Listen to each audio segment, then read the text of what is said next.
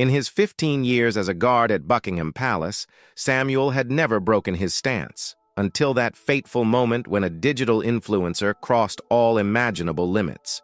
What happened in the next 60 seconds would forever change the history of British royalty and reveal that sometimes the starkest of statues hide the most lethal of guardians. The sun had barely risen in London when the first tourists were already crowding the gates of Buckingham Palace. Amid camera flashes and excited murmurs, there he was, Samuel Davis, the youngest member of the Royal Guard in his first week of service. The typical London fog partially covered the majestic facade of the palace, creating an almost mystical atmosphere around the golden statues and centuries-old gates. Samuel's red and black uniform gleamed in the diffuse morning light as he maintained his impeccable posture, as if he had been born for this role. That morning, however, something was different.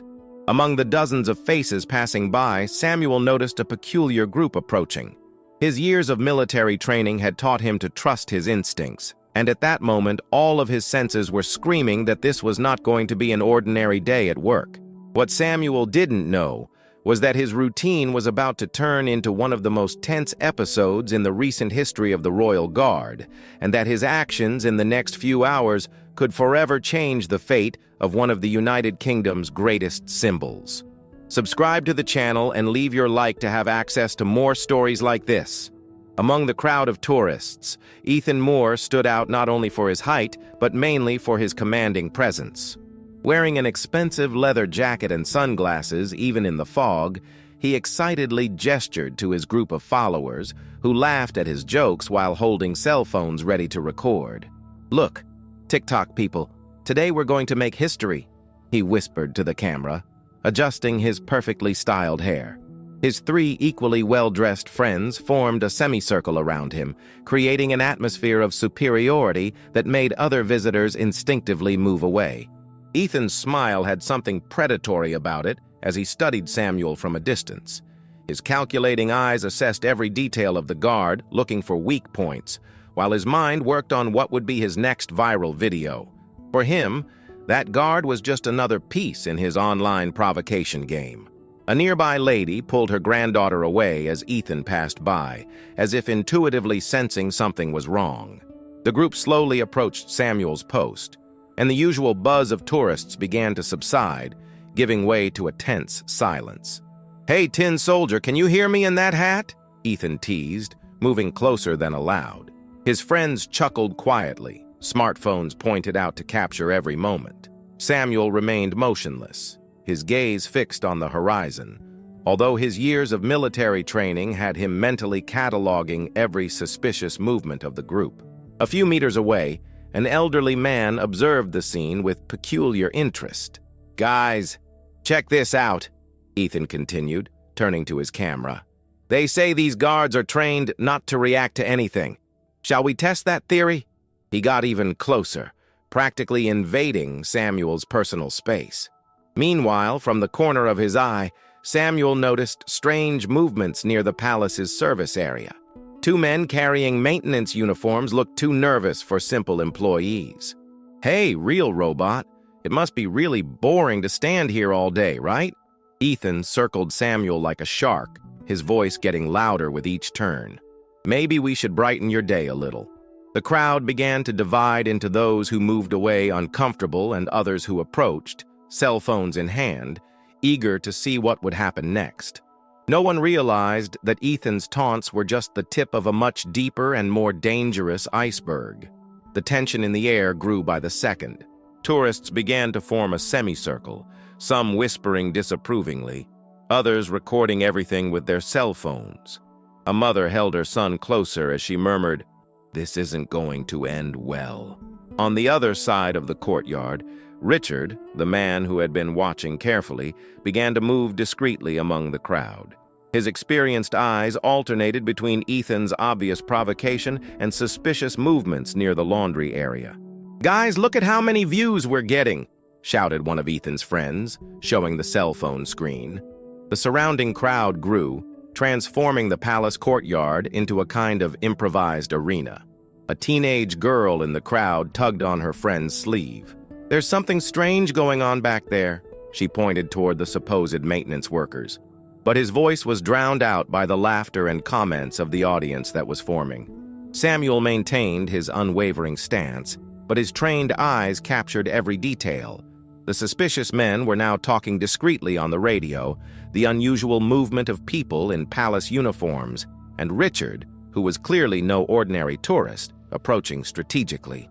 The crowd's buzz increased as Ethan motioned his followers to come even closer. "We're going to make history today, TikTok people," he announced, having no idea that his words had a much deeper meaning than he imagined. "That's enough playing with statues," Ethan declared, stepping forward with a smirk. His fingers brushed the golden hilt of Samuel's ceremonial sword, eliciting a collective gasp from the crowd. "How much is this beauty worth on the market?" At the same moment, the supposed maintenance workers accelerated their movements towards the side entrance of the palace. One of them carried a briefcase that didn't match his simple uniform. Richard, realizing the connection between the events, began to move more quickly through the crowd. His ex-military eyes didn't miss a single movement from the real criminals, while Ethan served as the perfect distraction. "I'm going to show you what this sword looks like up close," Ethan announced to his live stream, his fingers now closing around the weapon's hilt. Silence took over the courtyard, as if all the air had been sucked out of the place. One of the men disguised as an employee made a discreet sign to Ethan, which no one but Samuel and Richard noticed. The plan was afoot. While all eyes were fixed on the provocation in the front courtyard, something much more valuable was about to disappear through the back of the palace. Ethan's hand tightened its grip on the sword's hilt, and at that precise moment, time seemed to freeze. The invisible line between protocol and action was about to be crossed, and Samuel knew the next few seconds would change everything. In one fluid and precise movement, Samuel finally broke his stance. His right hand firmly held Ethan's wrist, while his left held the sword in its place. The influencer, taken by surprise, dropped his phone on the floor. Simultaneously, Richard pulled out his Scotland Yard identification and advanced toward the fake employees. "Stop! Police!" His authoritative voice echoed through the courtyard, causing instant panic among the tourists. The disguised criminals dropped the pretense, revealing weapons hidden beneath their uniforms. The briefcase, which contained tools to access the royal safe, was dropped as they tried to flee in opposite directions. "You don't understand," Ethan stammered, his face losing color.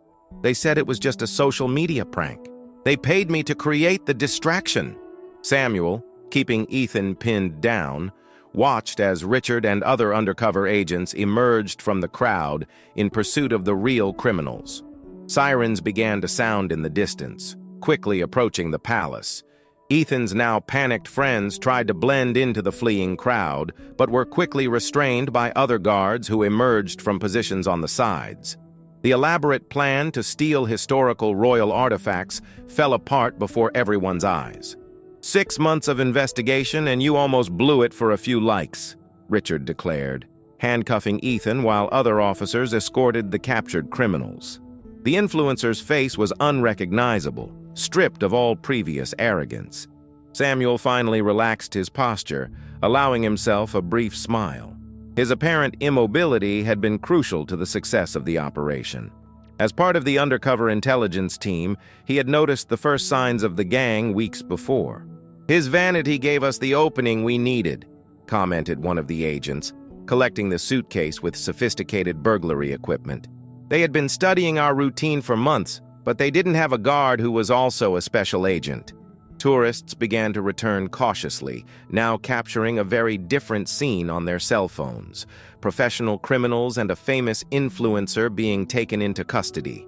Social media would soon be filled with a very different type of viral video. "It wasn't supposed to be like this," Ethan muttered as he was taken to the squad car. "They promised no one would get hurt, that it was just an elaborate prank." His voice trailed off as he realized the gravity of his situation. Richard approached Samuel, who had already resumed his characteristic position. "Good job, friend. We just stopped the biggest robbery in the palace's history." Samuel just nodded discreetly. his face returning to the neutral expression that hid one of the force's most skilled agents. In the interrogation room, Ethan stared at his own shaking hands while Richard spread out photos on the metal table. Each image revealed secret meetings between the influencer and the criminals, captured by surveillance cameras over the past few months. £200,000, Richard commented, sliding a bank statement across the table. Was that the price of your integrity? The young influencer sank further into his chair, his tears now staining the document in front of him. On the other side of the mirrored glass, Samuel observed the scene alongside his superior, Margaret Wells. The operation revealed a much larger network than we imagined, she explained, leafing through a preliminary report. They have connections to similar robberies at other European palaces. What impresses me most, Samuel broke his characteristic silence, is how they perfectly used our digital age against us. They turned a distraction into viral entertainment. In the evidence room, forensic technicians analyzed the seized briefcase. In addition to the break-in tools, they found detailed plans of the palace and a list of historical artifacts with their respective black market values. The potential damage would be incalculable.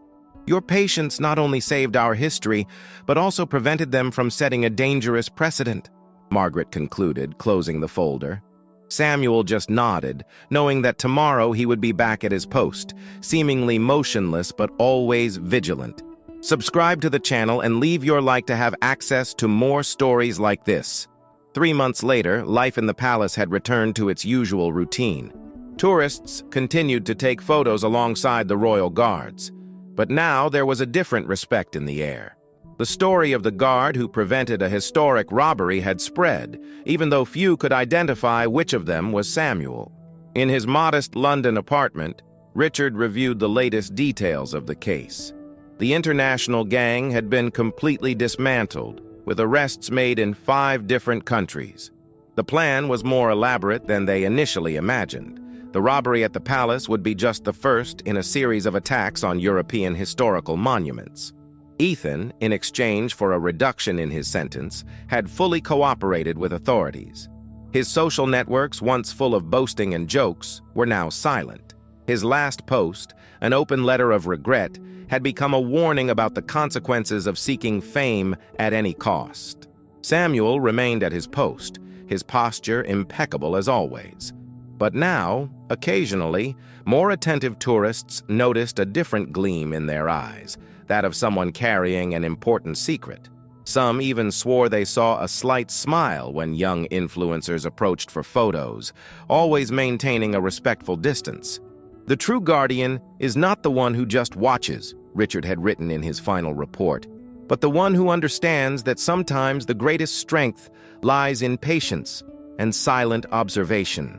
And so, day after day, Samuel remained at his post, not just as a royal guard, but as a discreet symbol that not everything that seems still is actually still, and that behind the strictest facade can hide the most watchful of the protectors.